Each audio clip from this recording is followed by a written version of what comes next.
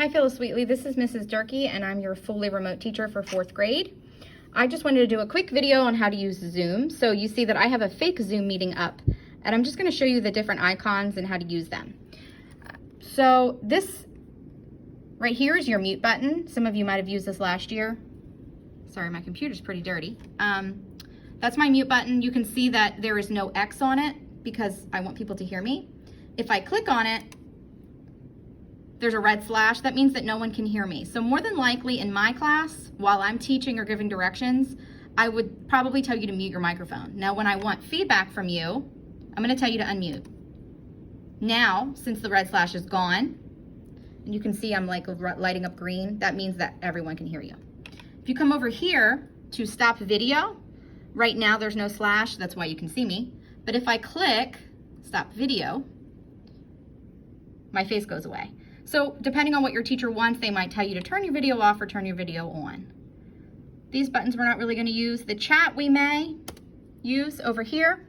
You see the chat open. So let's say I might say, all right, I want to know your favorite subjects. You would come here to type message, and my favorite is math, and it would send to the chat.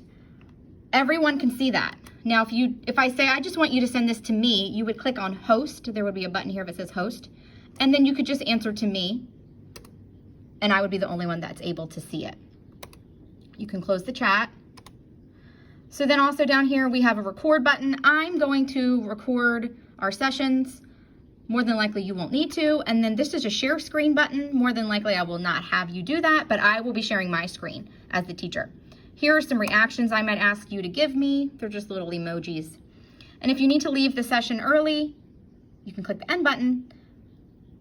Or when it's over, you would click end. Now, I also want to show you how to minimize your screen. So I might have you go to like your Otis page or Edmenum or a website.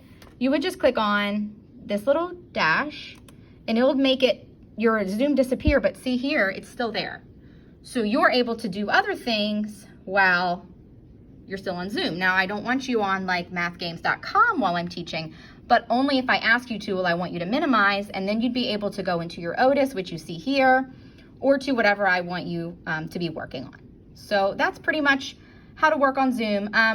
Depending on your device, your little icons might be in a different place. They might look a little different, but pretty much you just need to know how to use the mute and the video, the chat, and the end button.